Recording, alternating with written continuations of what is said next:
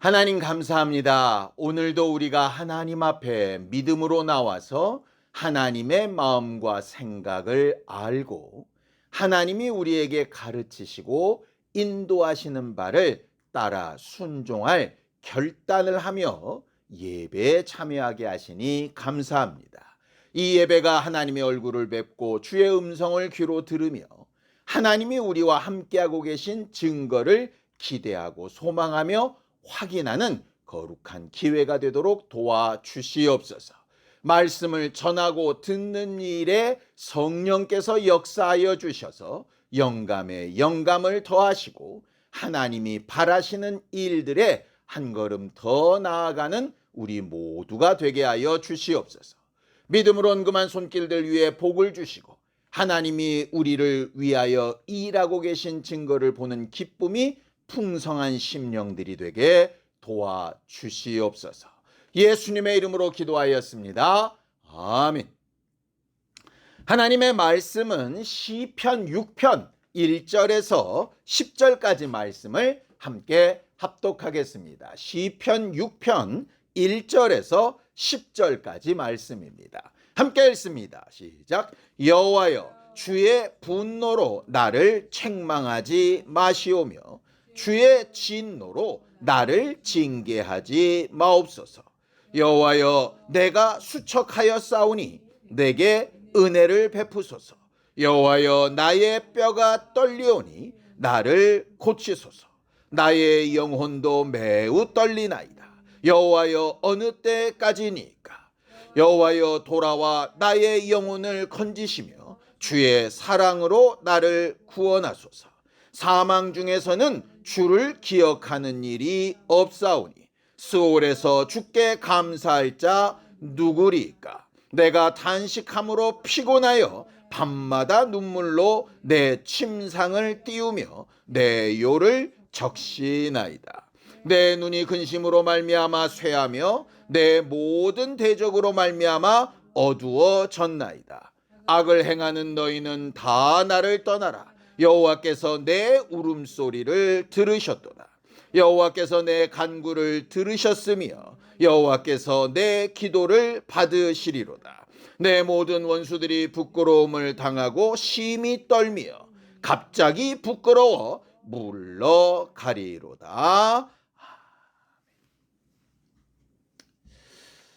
우리 하나님은 유일하게 선하신 분이다 라고 성경은 그렇게 기록합니다.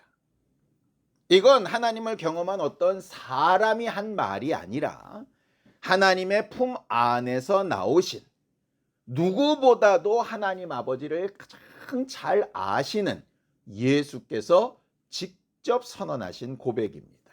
성경을 보죠. 누가복음 18장 19절입니다. 함께 읽습니다. 시작. 예수께서 이르시되 내가 어찌하여 나를 선하다 일컫느냐?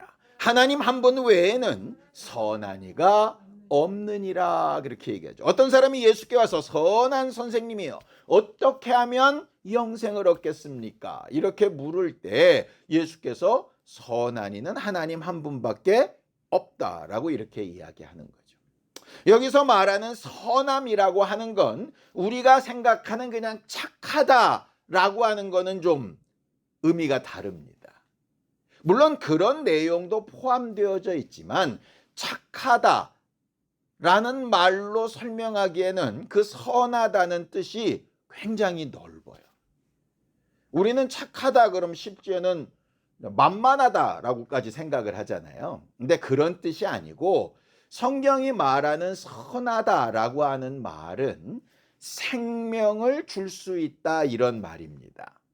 그러니까 선한 건 살리는 것이란 뜻입니다.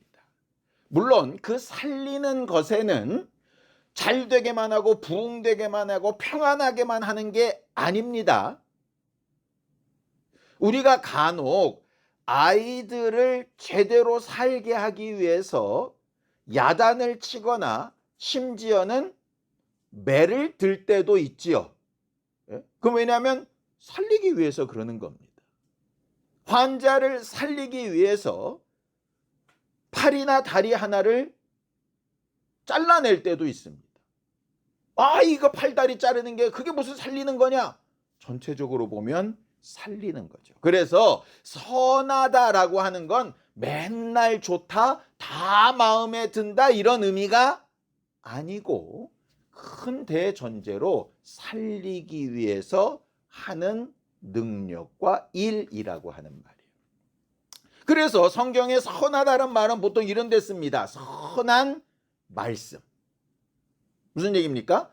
하나님 말씀 중에 어떤 건 살리는 말씀이기도 하고 어떤 건 죽이는 말씀이기도 하다는 얘기죠. 선한 일, 선한 싸움, 선한 능력, 뭐 선한 행실, 선한 목자, 뭐 이런 말들이 쓰여져 있는 겁니다. 결과적으로 성경에 선하다라고 이렇게 되어져 있다면 생명과 관련된 부분이고 그 생명과 관련된 일이 궁극적으로는 내게 유익하지만 과정상에는 어렵거나 버겁거나 힘들 수도 있다라고 인정하는 게 굉장히 필요합니다.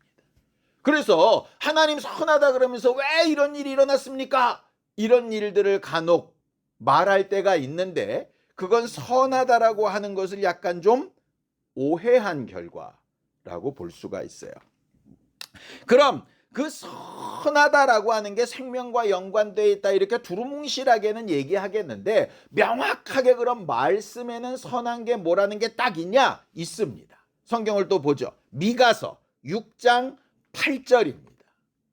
함께 읽습니다. 시작. 사람아 주께서 선한 것이 무엇임을 내게 보이셨나니 여호와께서 내게 구하시는 것은 오직 정의를 행하며 인자를 사랑하며 겸손하게 내 하나님과 함께 행하는 것이 아니냐라고 그랬어요. 선하다라고 하는 것은 하나님이 분명히 보여주셨다는 거예요. 하나님이 보여주셨는데 그 보여주신 선함을 누구한테서 찾느냐? 우리한테서 찾는다는 거예요. 아니 우리가 무슨 능력이 있어서 생명을 공급하고 나타낼 수 있는 능력이 됩니까? 예수님도 선한 선생님 그랬더니 나 말고 오직 아버지밖에 없어 그랬는데 아버지만 선하신데 나한테 선함을 요구한다는 건 또 무슨 얘기죠? 우리 안에 선함이 있다는 얘기가 아니라 하나님이 선하게 우리를 인도하시고 살려내시기 위해서 꼭 필요한 조건이 있는데 그게 세 가지라는 얘기입니다.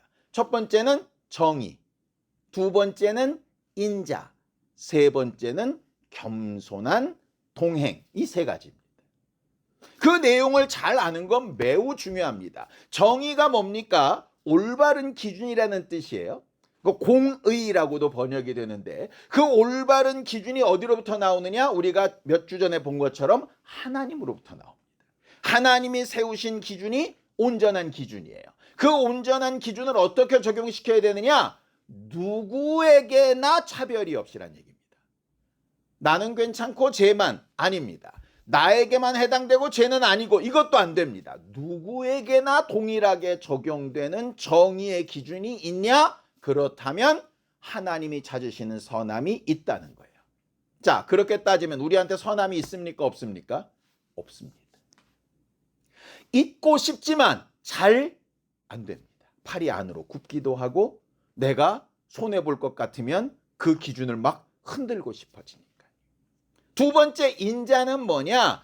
자비와 은혜를 베풀어서 남을 위해서 모든 것을 희생하고 공급하는 것. 헤세드라고 그래가지고요. 그게 은혜, 인자라고 하는 말입니다. 우리 안에 그런 게 있나요? 없습니다. 그러니 오죽하면 친구를 위하여 목숨을 버리는 것이 가장 큰 사랑이라고 하실 만큼 그런 일은 실상 있지 않다 이 말이에요.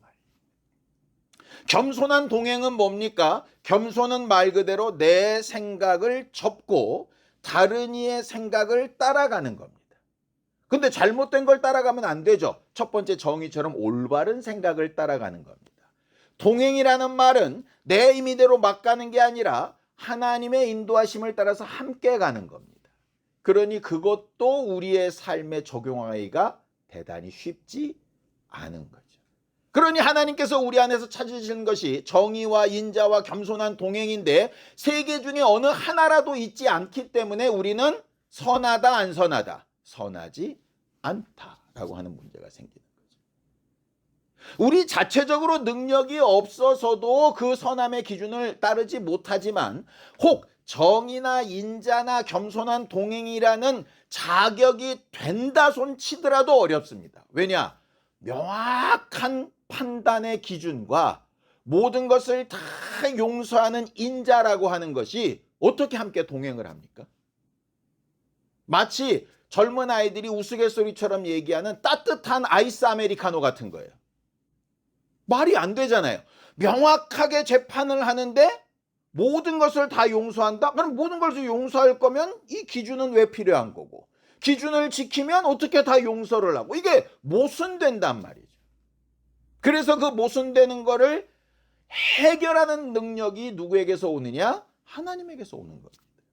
대신 책임지고 대신 갚아주고 대신 벌을 받고 하는 거. 누가 하신 일입니까? 예수가 하신 일이죠. 그러니까 예수가 왜 선한 목자라고 하시느냐? 예수 안에는 아버지가 가지신 분명한 기준이 정의로 있지요. 또 아버지가 살리고 싶어 하시는 그 인자로 분명히 그 마음이 인도함을 얻으시지요. 그런데 이 둘을 합치려다 보니까 누군가는 그것을 책임지고 온몸을 찢겨서라도 그 둘 사이를 메워야 되잖아요. 그 메우는 일을 십자가 지고 죽고 부활하는 일로 아들에게 맡기셨기 때문에 예수가 몸부림치면서 겸손히 아버지와 동행하며 그 일을 감당하시는 겁니다. 그러니 예수가 선한 목자가 되시는 거죠. 자, 한 걸음 더 나가 봅시다. 그럼 우리는 그런 예수를 머리로 두고 그리스도의 몸이라고 불려지는 교회 아닙니까? 그럼 적어도 뭐는 해야 될까요? 예수님처럼 100% 살지는 못해도 그런 방향을 향해서 가야 된다는 생각은 하면서 살아야 되지 않겠습니까? 정확한 기준도 세우고 용서도 해야겠는데 그 사이를 누가 메꿀 거냐? 결국은 내가 할 수 있는 한 헌신과 봉사로 메꾸고, 내가 할 수 없으니 주의 도우심을 구하고 해서 하나님이 내게 원하시는 그 기준을 계속 채워가고 만들어가는 게 결국 하늘 가는 여정 아니겠느냐. 오늘도 우리가 예배 전에 참회 기도를 했는데 회개하는 이유가 뭡니까? 그것이 흔들렸던 부분을 다시 세우는 거잖아요. 간격이 멀어졌던 걸 다시 붙이는 거잖아요. 용서가 안 되는 부분을 용서하는 것도 회개하는 일이고, 기준이 무너졌던 것을 잘못했습니다라고 다시 돌이키는 것도 회개하는 일이고, 내가 겸손히 동행하지 않고 내 임의대로 막 살았던 것도 돌이켜 다시 그 자리로 돌아오는 것도 회개하는 일 아닙니까? 그냥 단순히 정의에 맞춰서 내가 못 맞췄습니다, 그 기준대로 못 살았습니다만 말하는 게 회개가 아니라 인자를 행하지 못한 것도, 겸손히 동행하지 못한 것도, 기준이 내 맘대로 막 흔들렸던 것도 제대로 인지하고 고백하는 게 회개하는 거고 선한 일로 가는 것 아니겠습니까? 결국 그렇게 하나님이 우리에게서 찾으시는 그 선함을 만들어가고 채워가고 쌓아가는 것이 하늘 가는 여정이라는 것을 분명히 알고 그 일을 잘 감당하는 우리 모두가 되기를 예수님의 이름으로 축원합니다. 그런 일을 해나가는 과정 가운데 오늘 본문의 다윗처럼 우리가 바라지 않는, 우리가 만나고 싶어하지 않는 그런 아픔과 어려움의 일들이 닥쳐오기도 합니다. 오늘 본문에 다윗이 이 글은 언제 썼다 이런 게 나와 있지 않아요. 그리고 무슨 일 때문에 이런 고백을 했는지도 사실은 써져 있는 건 없습니다. 그런데 우리가 본문을 한 절 한 절 읽다 보면 이 사건인가 보다라고 유추를 할 수 있는 게 있습니다. 성경을 좀 봐볼까요? 시편 6편 1절입니다. 함께 읽죠. 시작. 여호와여, 주의 분노로 나를 책망하지 마시오며 주의 진노로 나를 징계하지 마옵소서라고 이렇게 이야기합니다. 뭘 알 수 있냐? 하나님이 지금 분노하셨고 징계하고 계시며 그가 굉장히 압박을 느끼고 있다는 거예요. 다윗의 인생 가운데 실수들이 많이 있었겠지만 큰 실수 몇 가지들이 있습니다. 그 중에 하나일 거예요. 자, 두 번째, 시편 6편 2절에서 3절입니다. 함께 읽죠. 시작. 여호와여, 내가 수척하여 싸우니 내게 은혜를 베푸소서. 여호와여, 나의 뼈가 떨리오니 나를 고치소서. 나의 영혼도 매우 떨리나이다. 여호와여, 어느 때까지니까. 이렇게 이야기합니다. 어떤 상태냐? 몸도 상하고 마음도 상하고 심지어는 영혼까지도 무너지기 직전. 영과 혼과 육이 다 제정신이 아닌 상태. 다윗이 굉장히 어렵고 험악한 세월을 살아왔는데 그런 순간순간이 매우 많이 있습니다. 백성들한테 막 배신을 당하기도 하고 믿었던 사람에게서 뒤통수를 맞기도 하고 아들한테 쫓겨나기도 하고 뭐 별의별 일들을 많이 겪잖아요. 그러니 몸도 마음도 영혼도 매우 상했었던 어떤 상황을 생각해 보면 그때인가 보다 이렇게 알 수 있을 겁니다. 자, 또 세 번째도 있습니다. 시편 6편 6절입니다. 함께 읽죠. 시작. 내가 탄식함으로 피곤하여 밤마다 눈물로 내 침상을 띄우며 내 여류를 적시나이다 이랬어요. 그러니까 어느 한 번에 딱 징계가 아니라 그 징계가 꽤 오랜 기간 동안 있었고 오랫동안 기도했는데 아무런 변화가 없었다는 얘기가 됩니다. 네 번째, 시편 6편 7절입니다. 함께 읽죠. 시작. 내 눈이 근심으로 말미암아 쇠하며 내 모든 대적으로 말미암아 어두워졌나이다. 그 일을 자기 혼자만 하는 게 아니라 주변의 모든 사람들이 알아서 다 손가락질하고 욕하는 상태라는 거예요. 보세요. 육체도 병들고 마음도 상하고 영혼도 낙심이 되는데 사회적으로도 거의 매장 상태입니다. 하나님으로부터 진노를 받고 있다고 인정하는 상태입니다. 근데 여러 날이 지나도 뭐가 안 변하는 상태입니다. 어땠을까요? 한마디로 얘기하면 그냥 딱 죽고 싶은 상태. 이게 뭘 해도 안 되고 출구도 안 보이고 어떻게 해야 되는지도 모르겠고 그럴 때가 언제였는가를 이렇게 살펴보면 아마도 대부분의 사람이 사무엘하 12장에 나와 있는 아마 그 밧세바와의 사이에서 태어났던 아들이 병들어 죽게 된 사건, 아마 그때지 않았을까라고 생각을 합니다. 왜냐하면 그 이전까지 다윗은 거의 승승장구하던 사람이었어요. 어려움도 있고 아픔도 있고 만약에 피해도 보고 도망도 다니고 하긴 했었지만 그런데 그가 영혼이 상하고 하나님 앞에 저주를 받는다고는 생각하지 않았거든요. 하나님 앞에서는 늘 당당했었기 때문에. 그런데 그 밧세바와의 사건은 매우 양상이 다릅니다. 다윗이 큰 실수를 저질렀죠. 실수를 저질렀으면 빨리 인정하고 회개하고 돌이켰어야 되는데 그 잘못을 누가 알랴 싶어서 덮으려고 여러 가지 꾀를 내는 과정 가운데 더 나쁜 일들을 막 합니다. 우리아가 자기 생각대로 움직이지 않으니까 이젠 아주 고의적으로 범죄를 드러내서 살인을 저질러 버립니다. 살인을 저지른 다음에 그것조차도 덮으려고 아직 상중에 끝나지도 않았는데 밧세바를 데려다가 아내를 삼아버립니다. 그러니까 최악의 선택을 한 거예요. 하나님께서 계속해서 선택할 기회를 주셨거든요. 그런데 계속 나쁜 선택만 하는 겁니다. 양심에 안 찔렸을까요?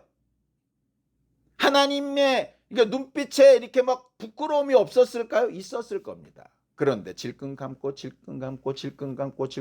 넘어갔더니 결국은 어디까지 왔느냐? 딱 죽고 싶은 상태까지 온 거예요. 얼마나 후회가 됐겠어요. 그때 이랬을 걸, 그때 저랬을 걸, 이런 마음이 막 어마어마하게 들었을 겁니다. 우리도 살아가다 보면 내가 원치 않는 상황이나 환경이나 형편에 이를 때가 있습니다. 말 그대로 교통사고처럼 아무 일도 없었는데 갑자기 뭐가 꽝 부딪혀가지고 어려움이 생길 수도 있지만 이 정도쯤, 이 정도는 남들도 다 하는데 이러면서 오다가 어느 순간에 되돌아갈 수 없는 상황에 이르게 되는 경우들도 있습니다. 그럴 때 사람들이 제일 많이 하는 게 후회죠. 내가 그때 왜 그랬을까? 자기를 아무리 자책해봐야 해결이 안 날 때는 그 다음부터는 사람들이 원망하기 시작합니다. 그때 밧세바는 왜 하필 옥상에서 그렇게 옷 벗고 목욕을 해가지고, 우리 아는 왜 그렇게 미련하게 내 의도도 모르고 그렇게 충성되기 이래가지고, 왜 그 군대 장관은 내가 그렇게 했을 때 죽이지 말지 또 내 말에 충성되게 그렇게 해가지고 걔를 죽여가지고 뭐 여러 가지. 근데 어떡합니까? 이미 다 끝난 일인데 자기의 힘과 능력으로 어쩔 수 없고, 아이는 죽어가고 사람들은 다 알면서 쉬쉬하면서 뒤에서는 쑥덕거리고, 자기 양심도 자기를 용납하기가 어렵고, 어떻게 할 수 없는 최악의 상태. 앞으로 갈 수도 없고 뒤로 갈 수도 없고 어떻게 할 수 없는 그 상태. 우리가 하늘 가는 요정 동안에 이런 상황을 안 만나기를 정말 바라지만, 사실은 우리의 원함과 상관없이 그러는 경우들이 존재하거든요. 이미 존재했을 수도 있고 앞으로 존재할 수도 있을 겁니다. 그럼 그럴 때 우리는 어떻게 해야 하나? 세상 사람들이 쓰는 가장 좋은 방법이 뭡니까? 진짜로 죽어버리는 겁니다. 내가 죽으면 끝나겠지. 그런데 우리는 알잖아요. 육체의 생명이 끝난다고 모든 것이 끝나지 않는다. 그 책임을 그냥 벗어날 수 없다는. 아마도 자기 영혼의 존재를 알지 못하고 내 육체의 생명이 끊어져 버리면 이 모든 고통도 끝나리라 생각했던 사람들이 그렇지 않은 상황을 맞닥뜨렸을 때 한 번 더 큰 절망을 만나게 될 겁니다. 아니, 어찌 보면 지금 우리가 살아가면서 느낄 수 있는 절망과는 비교도 할 수 없는 절망을 느끼게 될 겁니다. 우리가 그래서 복음 전하는 거 아닙니까? 이 땅에서 우리가 느끼고 답답하고 괴롭고 숨이 턱턱 막히고 딱 죽었으면 좋겠고 하는 거는 말 그대로 어찌 보면 끝이 있는 거예요. 그런데 죽은 다음에 내가 책임져야 될 그 영혼의 문제는 말 그대로 끝이 없는 그 답답함과 고민과 고난과 아픔과 괴로움과 후회와 낙심과 절망이 영원토록 계속되는 거다. 생각을 해보시라고요. 육체로 얻는 그 절망도 우리가 잊기 싫은데 영혼의 절망은 그게 영원하다니까요. 죽을 수도 없는 그 절망 가운데 가는 걸 어떻게 해결할 거예요? 그러니 단순히 예수 믿어야 되는데 정도가 아니라 적어도 그런 절망을 한 번이라도 느껴보고 그 아픔과 어려움을 한 번이라도 느껴봤다면 이게 영원토록 계속된다고? 그거는 무슨 수를 써서라도 피해야 되는 일이라는 것을 우리가 너무 잘 알 수 있습니다. 그러니 어찌 보면 그런 경험이 없으면 좋겠지만 그런 경험이 만약에 한 번이라도 있었거나 있다고 한다면 어떤 유익이 있을까? 선하신 하나님 앞에 어떤 유익이 있을까? 무슨 수를 써서라도 그런 절망과 아픔과 어려움의 상태는 어떻게 해야 된다? 벗어나야 한다는 거예요.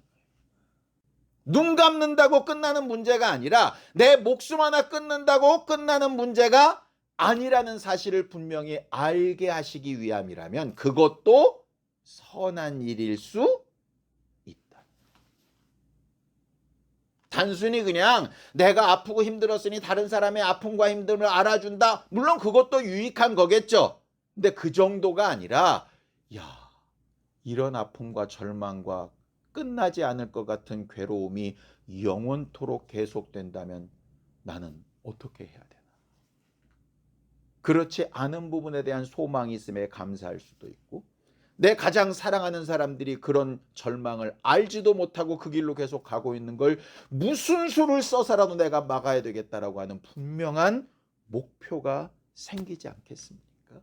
그런 의미에서 다윗의 마음과 생각과 현실을 이해해 보는 건 매우 중요한 문제인 것 같아요. 자, 느낀 건 그렇다 칩시다. 자, 그럼 어떻게 해결할까요? 이걸 어떻게 해결합니까? 이미 죄는 벌어졌고 상황도 벌어졌고 사람들은 다 알게 되었고 손가락질하는 건 다시 입을 막아낼 수도 없고 그걸 이제부터 내가 뭘 잘해보겠다고 결심하고 막 선언하고 설명한다 그래서 그게 받아들여지지도 않을 것 같고 이걸 어떻게 해야 되죠? 세상 사람들처럼 죽을 수도 없고 내가 할 수 있는 어떤 상황도 없다면 어떻게 해야 됩니까? 그럴 때 우리는 어디로 돌아가면 되느냐? 선하신 예수께서 어떻게 하셨는가로 돌아가 보면 됩니다.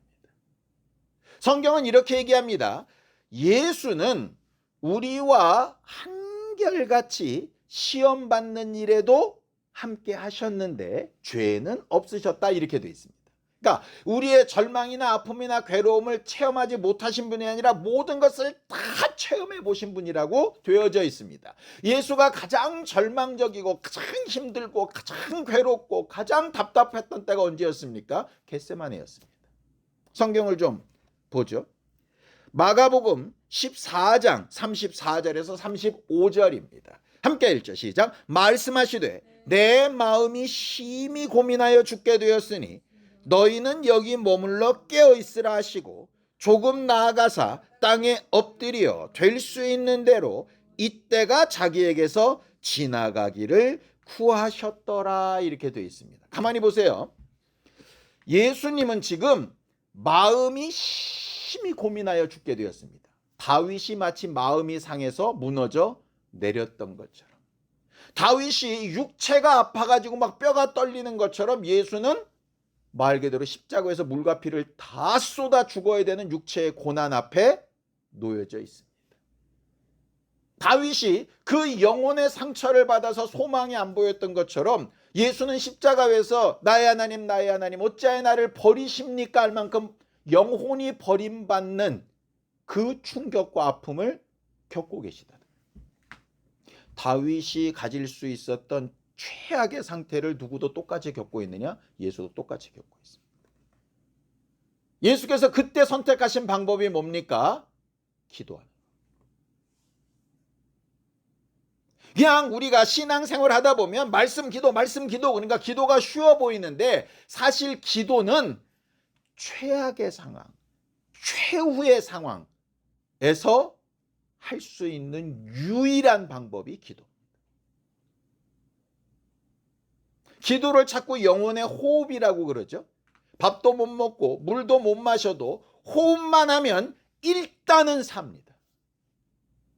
호흡이 멈추면 아무리 돈을 많이 쌓아두고 아무리 옷이 좋고 아무리 학벌이 좋고 아무리 환경이 좋고 아무리 친구가 많아도 호흡이 끊어지면 끝입니다. 기도의 중요성은 거기에 있어요. 기도하면 좋지요가 아니라, 기도 좀 해주세요가 아니라, 기도는 최후의 방법. 예수께서 마지막 최후의 방법으로 쓰셨던 게 기도입니다. 어떤 기도? 히브리서 5장 7절입니다. 함께 읽죠. 시작. 그는 육체에 계실 때에 자기를 죽음에서 능히 구원하실 이에게 심한 통곡과 눈물로 간구와 소원을 올렸고 그의 경건하심으로 말미암아 들으심을 얻었느니라, 그렇게 되어져 있죠. 심한 통곡과 간구, 자기 마음의 상처와 육체의 아픔과 영혼의 절망을 다 담아서 쏟아내는 기도란 얘기입니다. 그럴듯한 기도 말고, 아파 죽겠는데 하나님 감사합니다, 이런 기도 말고, 힘들어 죽겠고 속상해 죽겠고 정말 막 속에서 막 욕지거리가 터져 나올 것 같은 그런 상태인데도 그럴듯해 보이는 기도 말고, 내 있는 속을 그대로 다 쏟아낼 수 있는 기도, 어느 누구 앞에서도 말할 수 없는 걸 쏟아낼 수 있는 그 기도, 그 정직한 기도, 그리고 정직한 기도 뒤에 경건하심으로 겸손하심으로 응답을 받아들이는 것. 예수의 기도에 상관없이 하나님은 십자가 사건으로 그냥 응답하셨습니다. 당장은 죽는 것 같았지만 그 절망 뒤에 하나님이 살리시는 일이 있었잖아요. 왜? 선하신 하나님. 결국 기도는 그 절망과 아픔과 낙심을 넘어서서 하나님의 선하심으로 나를 옮겨놓는 힘이 어디서 나오느냐? 기도에서 나옵니다. 그러니까 단순한 기도는 내 원하는 걸 끌어당기는 거라고 생각을 했다면 진짜 최후의 방법인 기도는 뭐냐? 내 마음과 생각을 하나님의 선하심 앞에 옮겨놓는 거예요. 그 믿음으로 내 생각이 바뀌는 거예요.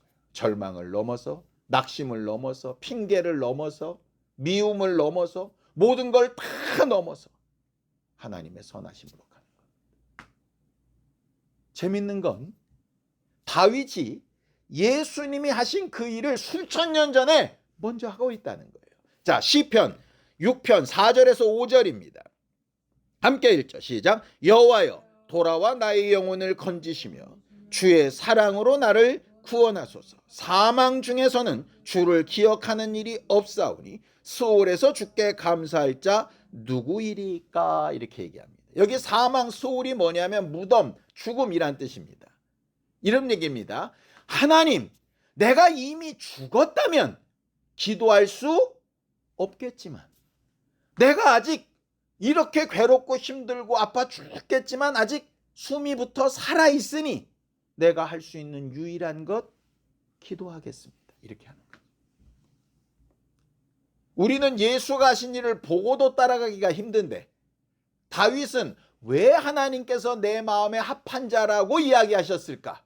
예수가 하신 일을 보기도 전에 그게 사는 방법이라고 알았다는 거죠. 대단한 영감 아닙니까? 물론 예수님의 응답과 똑같이 다윗이 그렇게 몸부림치며 기도했는데 그 아들은 어떻게 됩니까? 죽습니다. 근데 다윗의 모습이 얼마나 달라지니, 그 절망과 낙심과 괴로움과 아픔이 아들의 죽음을 통해서 끝장이 나버리는 게 아니라 그것을 딛고 일어나서 의관을 정지하고 다시 돌아옵니다. 그러면서 하나님이 하신 가장 선한 일이라고 인정합니다. 그리고 그 뒤에 솔로몬을 다시 나게 하시고 왕권을 회복하게 하시고 백성들의 존경을 다시 받게 하시고 그 다음에 예수 그리스도의 조상으로서의 역할을 계속 이어나가게 하시죠. 아이가 죽고 아프고 괴로운 그 일은 대단히 피하고 싶고 만나고 싶지 않은 어려움과 아픔이었지만 그걸 딛고 하나님의 선하심을 체험하게 하는 과정을 뭘 가지고 체험했느냐? 기도로 체험했다. 예수께서 아픔과 어려움을 이겨내셨던 방법과 다윗이 아픔과 어려움을 이겨냈던 방법을 겹쳐서 볼 수 있게 되기를 원합니다. 그리고 거기에 내 모습도 함께 겹쳐봤으면 좋겠습니다. 예수님과 다윗의 그 아픔과 어려움과 같은 그 정도의 수준인지 아닌지, 아니라면 난 아직도 한참 기도할 힘과 여력이 남아있는 사람입니다. 같다면 그래도 그 두 사람처럼 기도하고 하나님의 선하심 앞으로 나아가야 될 사람들입니다. 이 일이 없으면 좋겠지만 혹 생겨난다면 하늘 가는 여정 동안에 기도를 최후의 수단으로 잘 사용할 수 있는 지혜롭고 영감 있는 우리 모두가 되기를 예수님의 이름으로 축원합니다. 함께 기도하겠습니다. 하나님 아버지, 하나님께서 우리 모두를 도우시고 인도하셔서 오늘도 하나님께서 우리에게 가르치시는 바대로 하나님 앞에 한 걸음씩 한 걸음씩 더 나아가고 하나님이 우리와 함께하고 계신 증거를 바로 보며 하나님이 우리 안에 찾고 싶어 하시는 정의와 인자와 겸손히 주와 동행하는 삶이 한 걸음씩 한 걸음씩 계속 증거되어지게 도와주시옵소서. 우리가 처한 상황이나 환경이나 아픔과 어려움을 하나님이 아시오니 그 모든 것을 초월하여 선하신 하나님을 믿고 순종하여 나아가려 할 때에 기도하는 일에 응답을 더하시고 하나님을 알고 믿고 의지하는 믿음의 믿음을 더하여 주시옵소서. 하나님 아버지, 우리를 도우시고 하나님을 더 잘 알게 하시고 하나님을 더 깊이 이해하게 하시고 하나님과 함께하는 기쁨과 감사를 늘 확인해가며 살 수 있도록 우리 모두를 도우시고 역사하여 주시옵소서. 예수님의 이름으로 기도하였습니다. 아멘. 이제는 우리 주 예수 그리스도의 은혜와 하나님 아버지의 극진하신 사랑과 성령님의 감동하시고 함께하시는 분명한 증거가 어렵고 힘든 일을 만날 때에 기도를 잊지 않고 하나님 앞에 나아가려는 우리 모두 위에 이제로부터 영원까지 함께 있을지어다. 아멘.